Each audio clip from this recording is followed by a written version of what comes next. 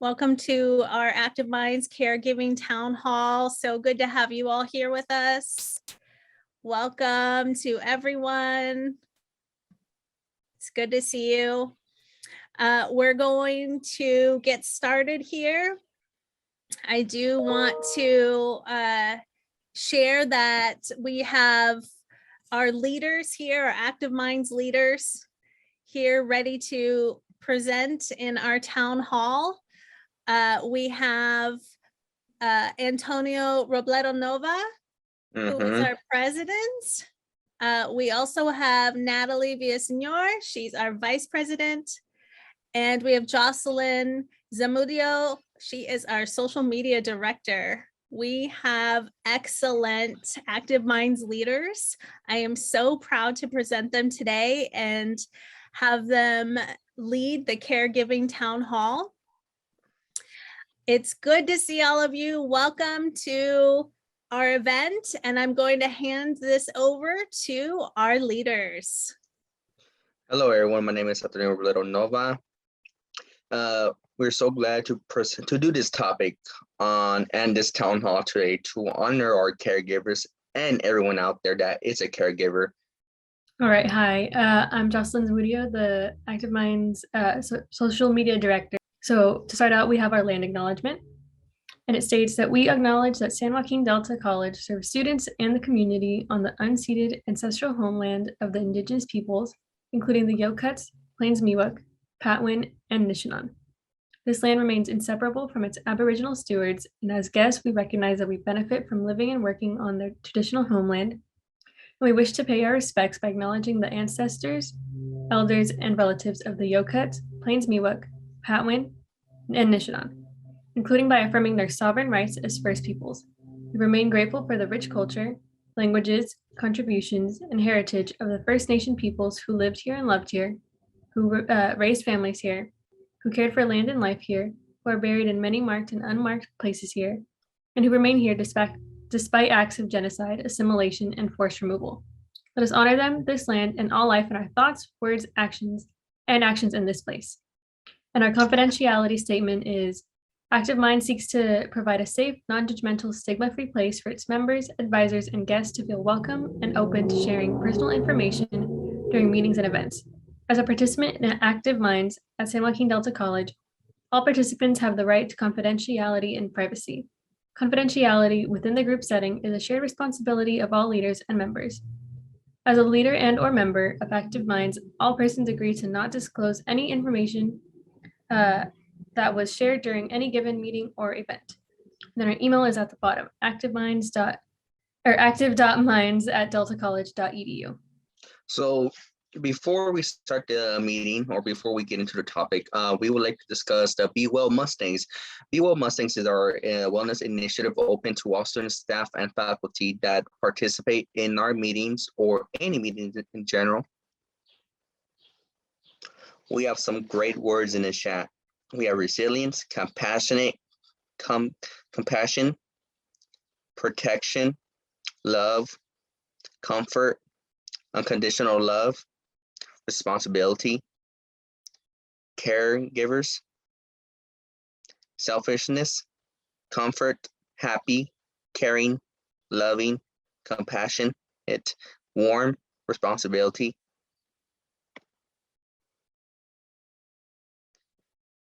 I see that we also see caregivers with protection and someone that is willing to love us unconditionally and even know how to get back up through a tough situation.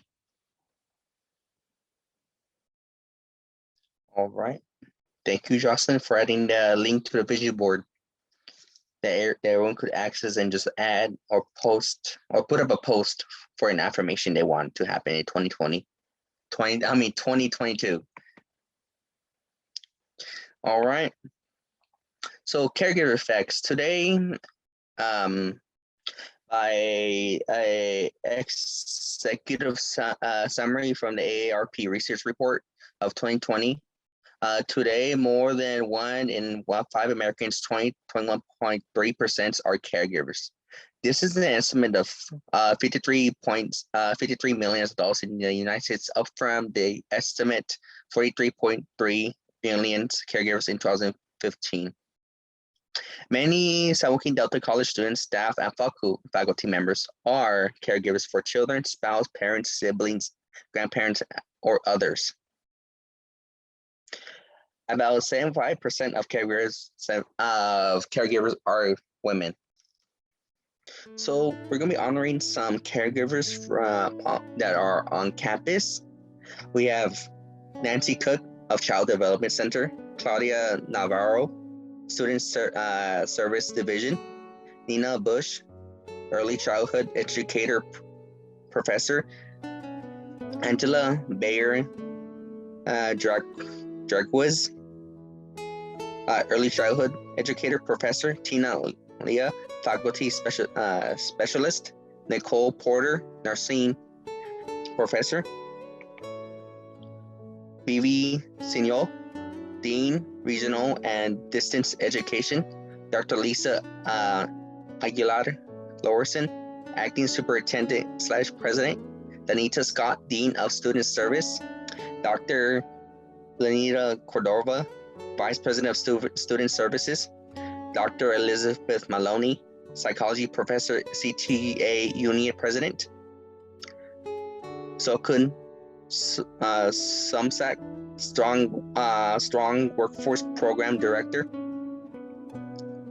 Becky Plaza, Counselor, Professor, Academic Senate President, Eva Castro, Assistant to the Chief of Campus Police, Maria Sanchez, District Police Department,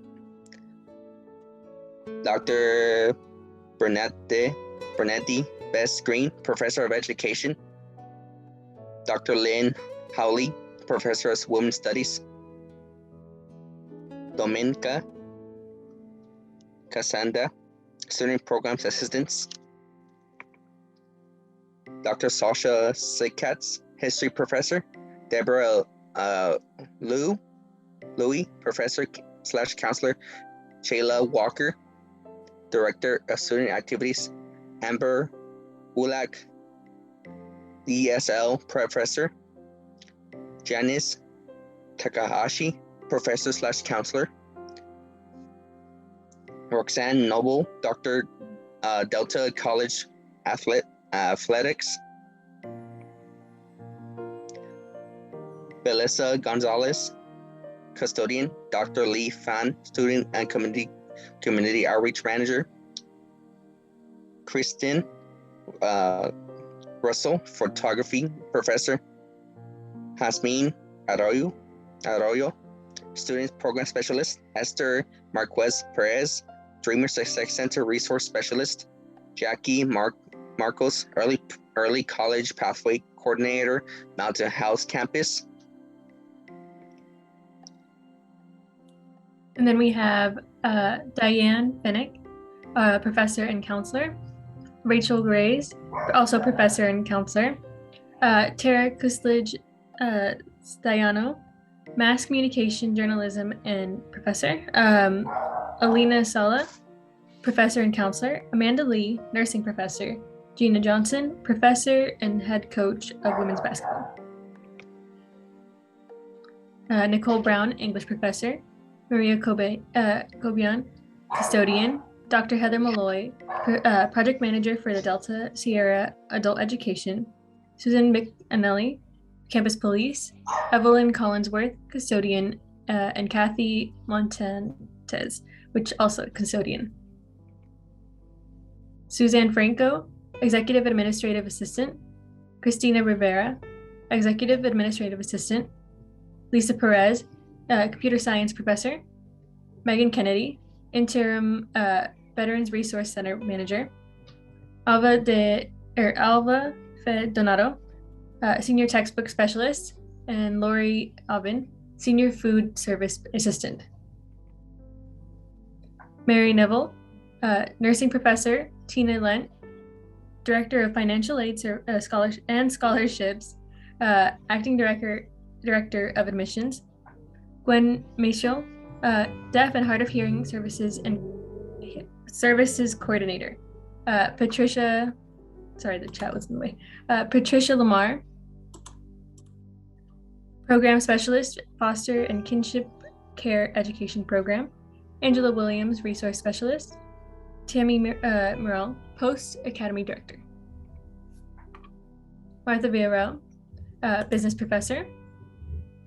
Paula Shiel, English Professor. Anna Villegas, Student Activities Coordinator. Tina Candelo Mise, Horticulture Professor. Shani Cruces, Ceramics Teacher, or Ceramics Professor. And Melissa Neal, Psychology Professor.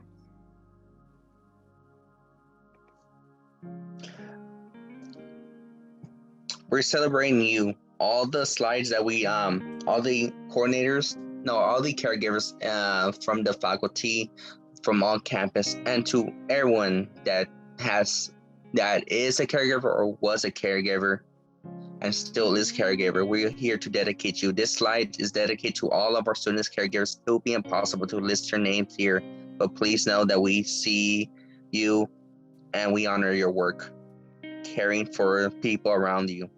You are doing a great job, and you guys really are.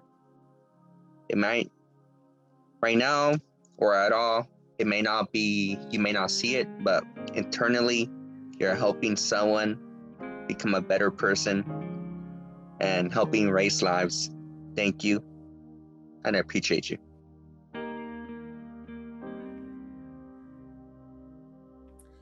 At this time, Active Minds at San Joaquin Delta College is honored to invite Dr. Anitra Williams to give our keynote address. Before we hear from Dr. Williams, though, I will tell you and share just a small portion of her accomplishments. Dr. Williams graduated from Delta College in 1998 with an associate's in nursing. She then began working at St. Joseph's Medical Center in 1999 as an oncology nurse. There, her career progressed in multiple leadership roles. In February 2022, Dr. Williams became Vice President and Chief Nurse Executive of St. Joseph's Medical Center. Some of her professional roles or highlights include being a member of the Association of California Nurse Leaders since 2010 and serving as the organization's president from 2020 to 2021. Dr. Williams is heavily involved in human trafficking prevention. She is a member of the San Joaquin County Human Trafficking Task Force. Dr. Williams is responsible for the implementation of the first acute care human trafficking response team in the county. Dr. Williams is also adjunct faculty here at San Joaquin Delta College. She created the HOPE program, and HOPE is an acronym for Help Our People Elevate. This program is designed to give people who've completed prerequisites for nursing school a chance to actually realize their dreams by removing barriers and making a clearer pathway. The first cohort of HOPE students graduated last year, and many have accomplished their dreams and have become registered nurses.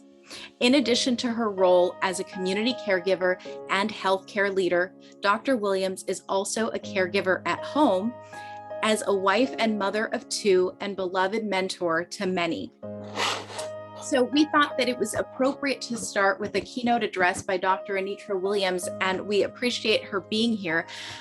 It's important because her journey was started professionally as a student at San Joaquin Delta College. So with that, we want to share and highlight the important impact that our faculty have on our students, because our students then turn around and become important caregivers and leaders in our community. So with that, please welcome Dr. Anitra Williams to our virtual stage.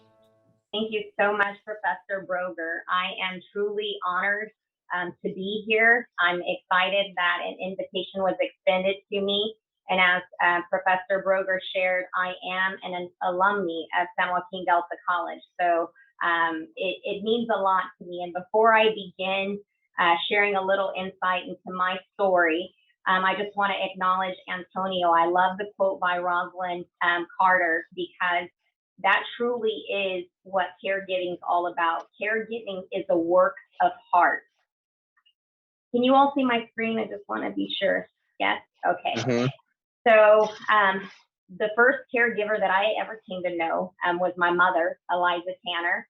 And a little bit about her, she was born in a small city in Mississippi to a cotton picker and a coal miner from Shreveport, Louisiana.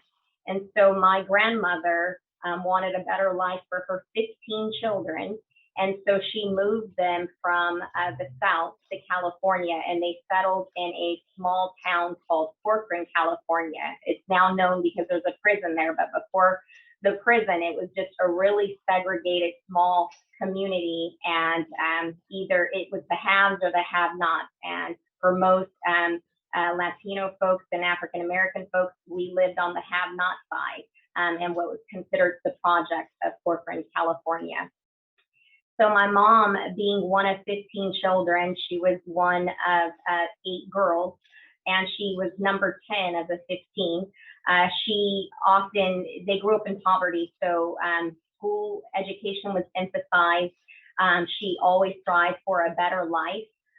She ended up being a mother of 3, and she wanted the best for her children. My mom worked here in Stockton when she moved us to Stockton at the ages of 2, 7, and 8. She worked in cannery. She worked as a CNA, and whatever jobs and work she could find that would allow her to work during night shifts, she did, because she led with an iron fist, and we knew that when she walked out the door to go to work at the ages of 2, 7, and 8, we don't answer the phone or we don't answer the door. Now that might be frowned upon, but for us that live in the real world, we know that sometimes caregivers, there's sacrifices that people make in order to provide for their families. And that was one sacrifice my mother had to work, but she had to work to provide for us.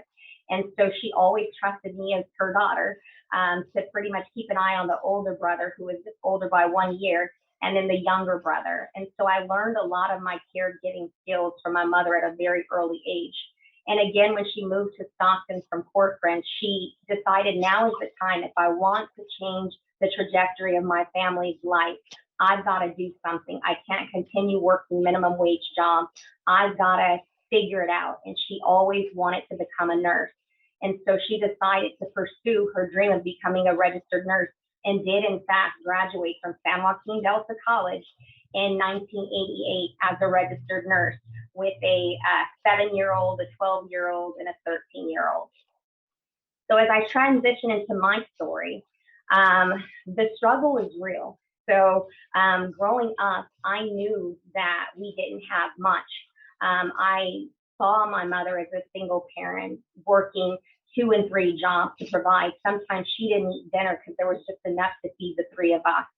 I would see her on days off studying all day long with the big, heavy nursing books. If you've ever seen the books that the nursing programs they give you, they're quite heavy. And I would see her burning the candle at both ends. But at the same time, if any one of us were sick, she was right there in our room caring for us and nurturing us. For me, growing up with brothers and surrounded by male cousins, they weren't always kind. They often referred to me as olive on a toothpick because I had a big head and I was super, super skinny. And I wasn't the most popular person, but I was always the top of my class. I excelled in school. It came easy for me. And this photo right here that I'm sharing is my mom. She just graduated from the nursing program at Delta. But I, the same year, was being awarded a prestigious award in the 8th grade. And the hideous dress that I'm wearing is pretty much how she dressed me every day, which might lend to why I wasn't so popular, because literally that's how I was dressing in the 7th and 8th grade. But I really thought that I'd probably never have a life or ever date anyone, because well, you see. But my mom was my model. She was my inspiration. And watching her achieve all that she achieved despite the odds, I knew that there was hope for me. So as I entered into high school, olive on a toothpick, found a boyfriend. Somebody actually found interest in me and was brave enough to ask me out, that wasn't intimidated by my older brother. And this guy, Devin, and I, we dated all throughout high school. I continued to stay, the top of my class, ended up graduating from Amos Alonzo Stagg here in Stockton at the age of 17 years old. And I, went to UC Davis. I was accepted into most UC schools, but I wanted to be close to home. So I chose to go to UC Davis. Everything was paid for. By my sophomore year, I was pregnant. So I'm 19 years old, pregnant, a pre-med student. And I'll never forget when and where I was when I found out I was pregnant. Devin came to pick me up from Davis on a Sunday to bring me to Stockton for Mother's Day. We were meeting his mom at Red Lobster. I had a pregnancy test, went into the bathroom at Red Lobster, saw 2 lines, and didn't know what to do. So a few months later, he and I said, I do, or we do. And so I really felt like I let my mom down, like I let my family down. I was going to be the first person, well, my mom was the very first person in our huge family to ever graduate from any type of college and to ever have any type of professional degree or professional career. I was going to be the first person in our huge family to graduate from a university and the first person to become a physician. And so I had this huge burden on me, but now I felt like I had made just a mistake and my life was over. And I was going to be a caregiver. I was now responsible for this new life that was growing inside of me. So I felt like I didn't know how to navigate college life. I'm 19 years old, far away from home. I didn't know who to reach out to at UC Davis. So I just made the decision to drop out of that college. But prior to dropping out, I called San Joaquin Delta College's nursing office, shared with them, not that I was pregnant, but just talked about my grades and all the courses I'd taken. They encouraged me to apply to the program. I did, and I was accepted into the nursing program. I started Delta's nursing program in January of 1996, 9 months pregnant. I didn't let the nursing folks know that I was pregnant because I was afraid they wouldn't allow me entry into the program. And every day of the week that I was due, my husband would come with me to school at Delta, and he'd wait outside of each of my classrooms. And my water finally broke on January 10th, which was a Thursday in 1996 in a class. And I went up to the instructor or professor and said, hey, my water just broke. Don't drop me. I'm Anitra Williams. I won't be here tomorrow, but I promise I'll be back on Monday. And I did just that. So here I am now, a mother, a wife, and in nursing school. I am so grateful to the caregivers around me, because had it not been for my mother, for even my husband and my mother-in-law, it would have been very difficult for me to continue in the manner that I did. I literally had just given birth to a child and was relying on them to help me as I continued to progress through school.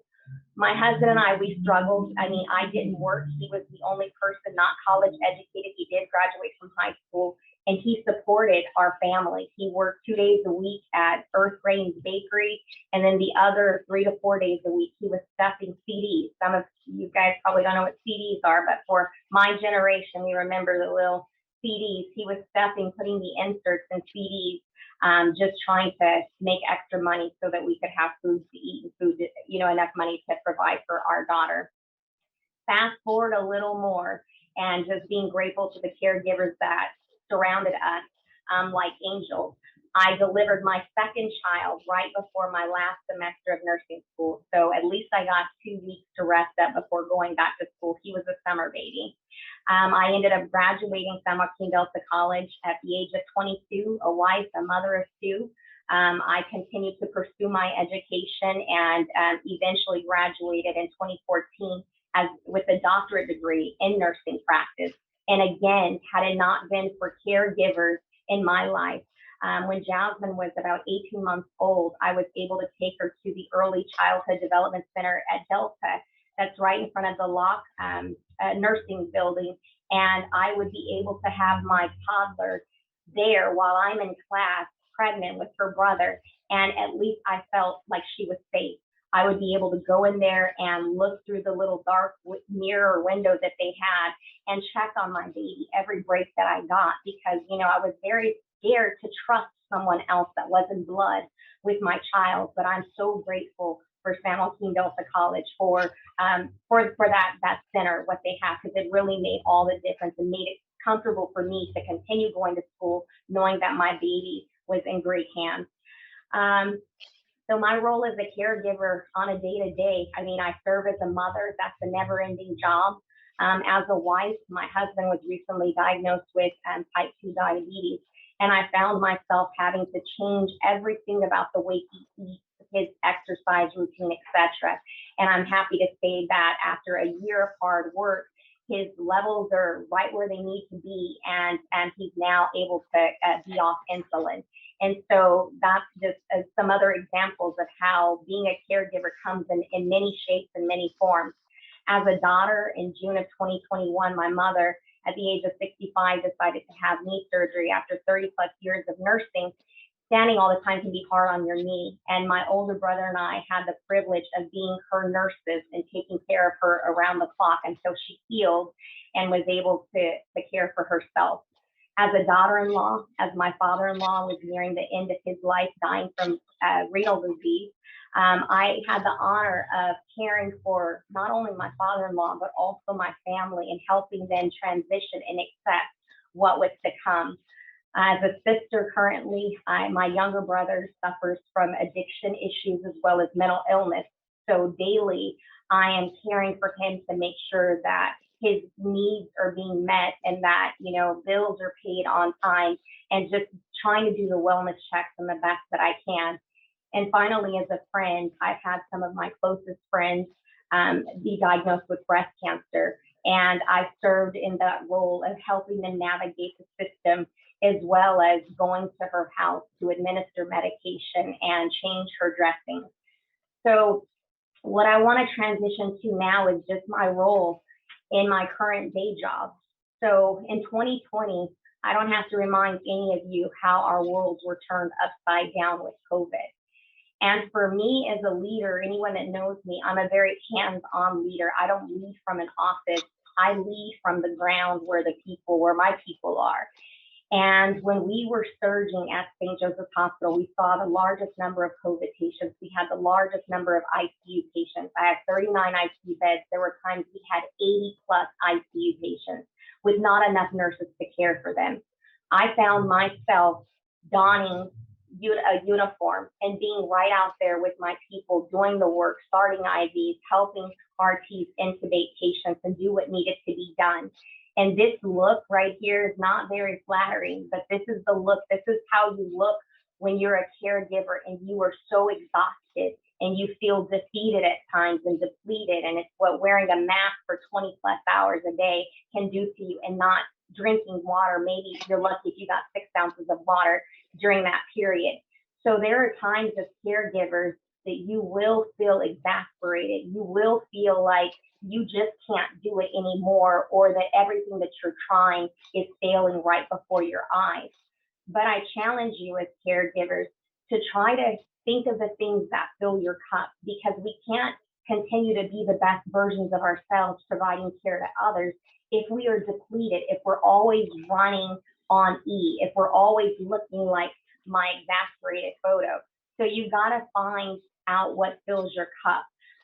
So maybe it's focusing on the positive, the one positive memory or the several memories that you have that actually, even when the world is dark, just thinking about that positive thing plants a smile on your face.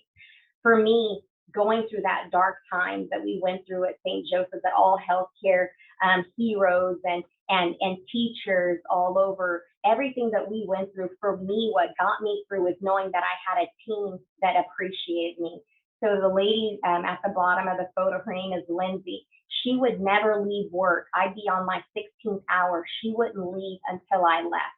She would always say, I need to know that you're okay, Dr. A. What can I do for you? And I'm a true caregiver, a true giver. I'm always giving of myself. I'm uncomfortable when people try to give back to me, or I don't always know how to receive it. And so I came to really appreciate that she would do that. And she'd say, I know you want me to go home, but I'm not leaving until you leave too. And so that really would fill my cup. That would give me the strength to get up and come back and do it all over again. And then the gentleman that's in the picture there, he was the first person who volunteered for the COVID vaccine. And back then we weren't sure, about the vaccine. And as executives, we were the ones that said, you know what, before we offer this to our staff, we're going to make sure we get it to each other so that we can say we did it first and model the way. But this particular nurse, he said, no, Dr. A, I need you to give me this shot. I need it. I have a family and some people that are at risk, and I want you to be the one to administer it. So again, those little affirmations just kind of reassured me and let me know that I'm doing what God has intended for me to do. And I felt really blessed in those moments of serving. So as I come to an end, I want to talk about the power of being a caregiver. We should never underestimate our power as caregivers, because we literally have the power to speak life into someone or despair.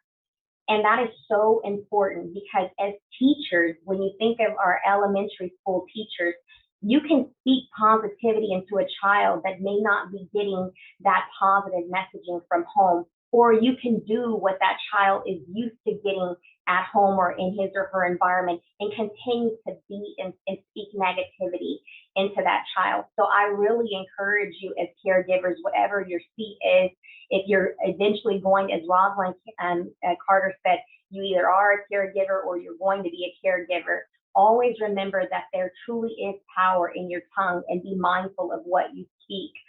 Also, don't let your self-limiting beliefs or the beliefs of others cripple you and you start projecting that onto others, because maybe they can't do it, and it's not that they can't, they just won't do it. But don't begin to subscribe to those. Each of you on this call right now, and I think of the young people that are like my children's age and younger, the world is yours. And you have the ability to do whatever it is you want to do. You want to be that interior designer, you're going to be it. You want to be that psychologist, you're going to be it.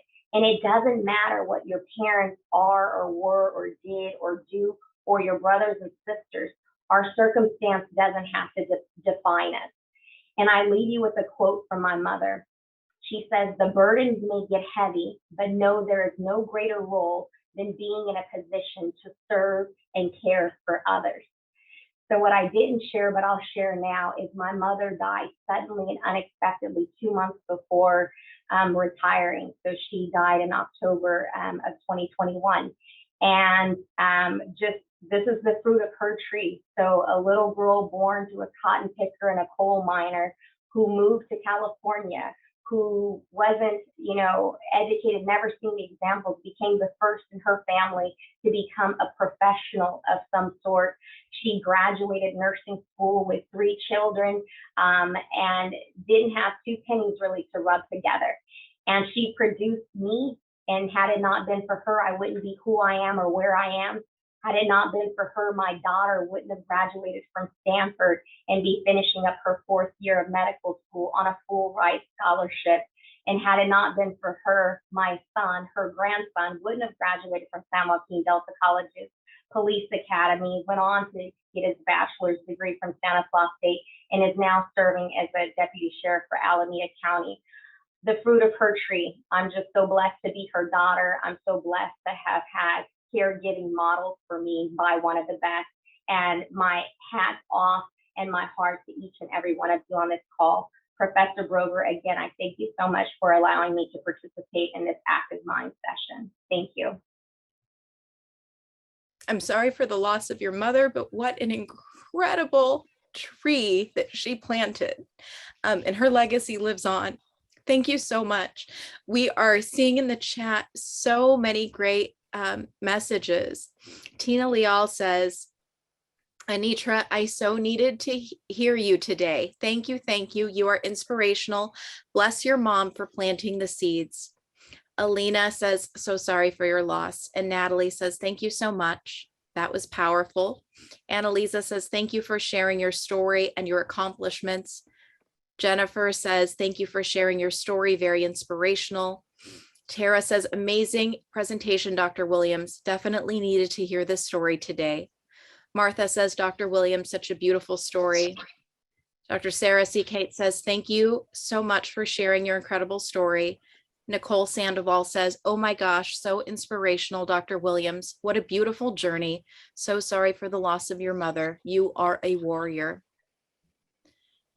Thank you so much. I had to go off camera, just I'm a little emotional. I really thank you all for the positive comments in the chat. I'm reading each and every one of them. Thank you.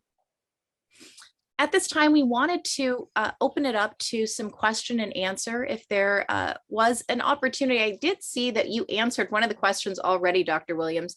So Dr. Alina Sala asked, how do you feel your cup? And then just as she asked that, you answered that in your presentation. Is there anything that you wanted to add to that? So I will say, filling my cup, believe it or not, is teaching. So I'm not sure if Mr. Broger's on the line, but he's one of my colleagues here at the hospital. I sometimes get overwhelmed with leadership. There's so much going on running a hospital and all of our operations. And there are times when I'll look to members of my team and say, hey, is there a class going on? Are there some new hires, some new graduates that I can just get in front of and teach? I love teaching. That's one thing that fills my cup. I also I don't enjoy working out, but I work out just because there are some positive endorphins that you get. And all throughout COVID, I found myself working out 3 to 5 times a week just because I needed that happy juice. I needed that type of good adrenaline to kind of make it through the day. So I would say you have to find something that you enjoy. I'm starting to love hiking. So I'm starting to like gather people and go on random hikes and just be. There's no limit to when we're going to finish, or we're not trying to, impress somebody with a certain time. We're just out there to enjoy the beauty. So try to find the things that make you happy. Maybe it's curling up, in your PJs, reading a book, or just flipping through People magazine. If that fills your cup and gives you the energy you need, do it. But I say definitely try to get outdoors. Facebook, keeping a phone to use glued to Facebook or Twitter, that's not it. There's so much negativity on that, but just trying to get out and enjoy nature and getting a good workout in definitely fills my cup. Dr. Williams, I will say thank you so much. Personally, thank you for being here. On behalf of Active Minds, thank you for being here. We also understand if you have to leave right away because of your very important schedule, and we recognize that to track down such an important person and caregiver in our community and take an hour and a half of your time is a lot to ask. So we understand if you have to take off right away, and we say thank you so much, and we wish you all good things. Thank you. Again, it was a pleasure, and don't hesitate to invite me to anything else that Active Minds is doing. I really appreciate it. Thank you. Thank you, Dr. Williams. All right, Antonio, I'm going to pass it back over to you. Okay. Thank you so much for coming in and being, I don't know if she's still in the call, but thank you so much for coming in and sharing your story and giving advice on how resilient you are. Thank you. Some caregiver advice: keep a list in your personal support network who can help you with your daily task. Delegate and get help. Educate yourself on your loved one's diseases. Write out a list of concerns, questions for the doctor/nurse prior to a visit. Engage in self-care. Drink plenty of water. Give 15 to 30 minutes of exercise daily. Meditate, practice, and practice deep breathing. Pay attention to your own health, including regular doctor's appointments. Engage in support classes or groups. All right, and then we also have some resources. So on the local level, we have the Human Services Agency of San Joaquin County. So it's this number right here, and then I will also put it into the chat. And then on the national level, we have caregiving.org, caregiver support network.org, aarp.org, and caringinfo.org. And I will put all of those into the chat right now. San Joaquin Delta College resources It's the Counseling Department, Campus Wells, Talk Campus, Active Minds, and Cafe Connections.